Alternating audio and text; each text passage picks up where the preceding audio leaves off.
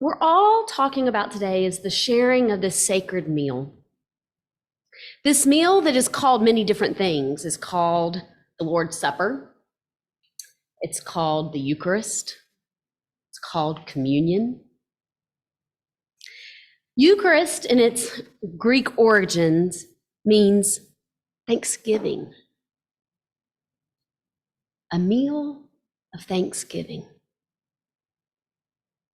And then when you think about the word communion, I love that communion is one of those multiple meaning words, right? Like it has so many different connotations, but what I really love is when then they overlap.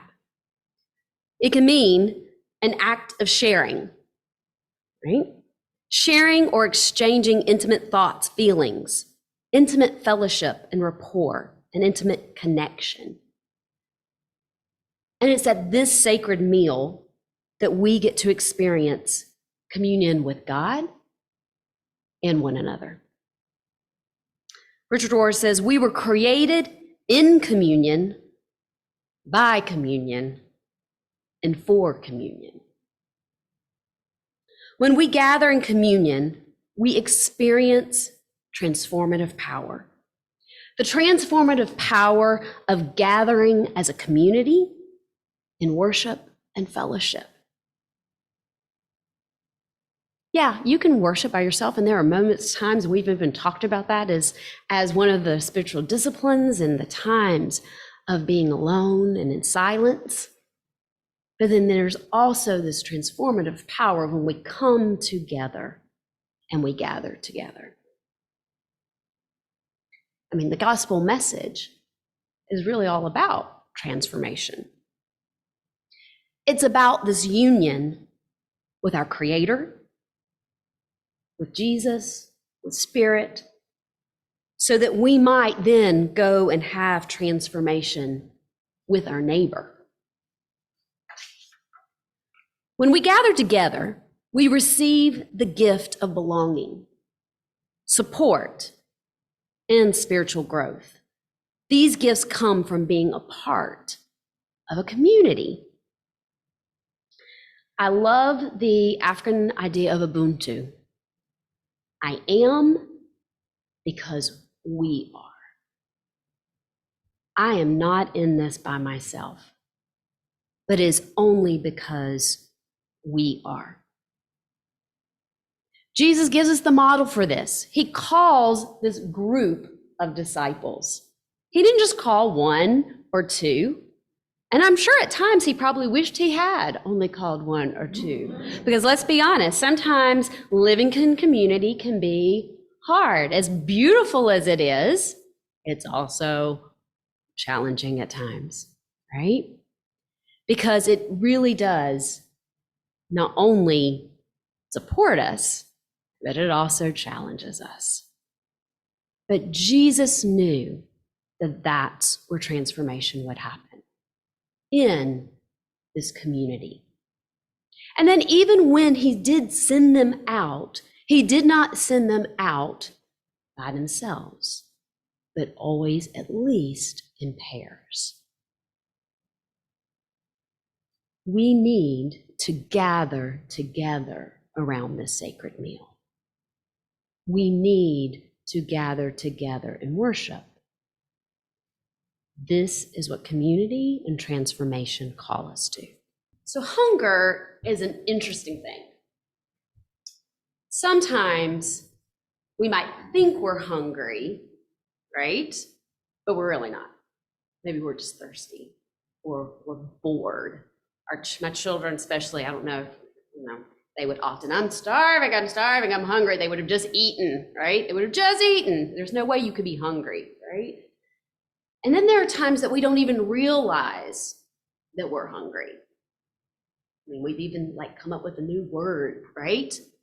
Hangry, right? Yeah, you heard of it? Yeah. And spiritual hunger is no different. There are times when we are still always hungry for more.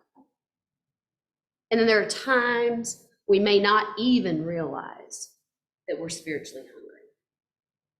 We might go around trying to fill up on empty calories that don't really feed us.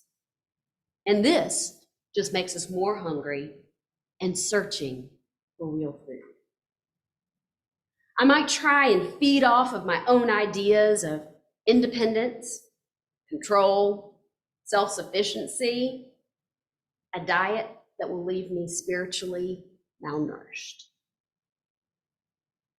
Chris Dora says, God comes to feed us even more than teach us. It says the Eucharist is telling us God is the food that we need. It's all the food we need to provide for this hunger. Where are we finding our manna? Where are we finding our bread and our wine that will fill us and not leave us empty? Fill us and not leave us wanting more and wanting something different. That provides every nutrient that we need, every vitamin, every energy, protein we need. Where is it? It is in this spiritual bread. It is in our Creator, our Jesus, our Spirit. They provide us with every meal that we need. And so we come to the table, the same table that Jesus shared with his disciples. Who was there at that table with Jesus? That community of folks who argued, who questioned, who betrayed, who doubted, who were afraid. It was they that were there at the table with Jesus. Why were they invited? Well, because Jesus invites all.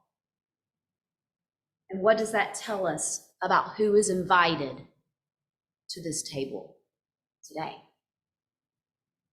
So when our children were growing up, we had a house fellowship for a large portion of that time, and communion was shared amongst us on a regular basis, just as we do here. But their cousins were brought up and are Catholic, and so we also attended their first communion services. And the oldest of the cousins, when it was time for hers, Anton was traveling somewhere, I can't remember, but so I took the boys by myself up to Gwinnett County where they were gonna celebrate, and we were gonna, go to the service, go to mass, and then afterwards go and celebrate with the family. And so I had prepped the boys on the way up, right? Along with, you need to sit quietly, you need to not bother anything, you have, all of this stuff, all the usual reminders. And then I came to, and then there's going to be a time in the service where they will have communion. But we will not be participating in this today because in their tradition, in the Catholic tradition, we are not going to do this. We're not doing it. And as much as I could tell them, I was like, we're just not doing it. Right? What do you say? Right? And so I just let it go. We get in, the church is so crowded. It is packed because it's a large congregation. And there probably were 30 young people about to have their first communion. And so we squeeze in, and the boys, at least Hiro, I think Eli was sitting in front with me, but my in-laws were sitting behind me, and Hiro ended up sitting with my mother-in-law, who are Catholic. And but it comes time for the communion part, and I can hear Hiro behind me. Abuela, are you not going? Are you not going for communion?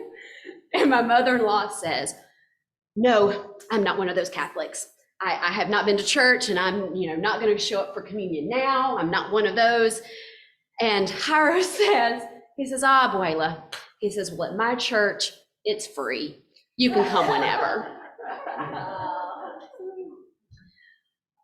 Yeah, and it absolutely said in those child's words of what Jesus, I think, would say. It's free. Come on. Because it is a mystery, this eating that allows us to say thank you for inviting me to the table, just as I am. It's a mystical expression of communion with God and all God's creation, to be mindful as we eat. I love, Thich Nhat Hanh talks about being mindful as you eat, and he says to realize that the many elements, such as sunshine, air, earth, and love, that have all come together to form this wonderful meal. In fact, through this food, we see the entire universe is supporting our existence.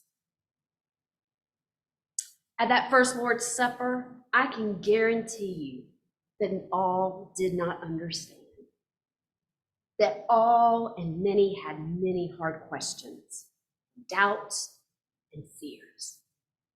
And yet Jesus still said, take and eat, take and drink. Richard Rohr says, eventually we have to just eat the truth more than we understand it. The truth is that God is love.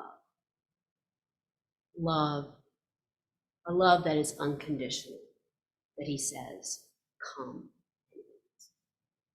So this transformation, this ability that once we are truly fed, once we have experienced this meal of Thanksgiving, that then we can have generosity to ourselves and others. And this generosity is an expression of our faith and gratitude. It is truly this circle of communion and compassion with God and others. Because what we do to one, we do to the other. Sharon Baker Putso says, just as in creation, everything flows out from God, and in the divine dance, God brings all things back to God in choreographed compassion. All we have to do is look to Jesus, to who he had at the table and gathered in his community. Jesus would never have ever said, you could not come, or there's no more room, not another chair here, not another cushion, or not enough food. Just have made the table bigger. This need to be able to come full circle, that is not just about us or even our community, but in this generosity with others because of the generosity given to us. The sacred meal is fascinating. Even during the pandemic, churches found ways to still celebrate communion. Whether it be, as we did on Zoom, remember those days of don't forget your whatever, your cracker, your bread, your whatever you're choosing to use, and what you're choosing, whether it's wine or grape juice or whatever you had, right? And even across that virtual land, the need to do and share the sacred meal together. Mom's church came back to in-person church a whole lot sooner than we did, as did most churches in her area. And she talked about how for the longest time during that high pandemic, when they were coming masked and everything still to church, when it's time for Communion Sunday, they still had it, but they had found where somebody and their inventions had created these individualized packets of the juice and the wafer, so that, you know, you went and you got the whole little package set, and then you went back and took off your mask and you did it, right? Why? Churches could have suspended it, right? We could have said, no. I mean, we're not coming in person, or even when we do come in person, we're singing with a mask on, we're doing this. But this sacred meal, we said, we have to have it. And we have to have it together. Because we need all of it. We need each other. We need to gather together in communion with each other and with God.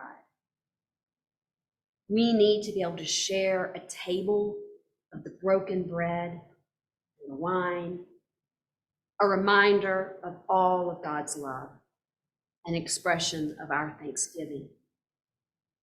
This symbol of our deep hunger and need for this spiritual food that is God and God's food alone that can satisfy our hunger, so that we then might be able to go out with generosity and sharing to have communion with all.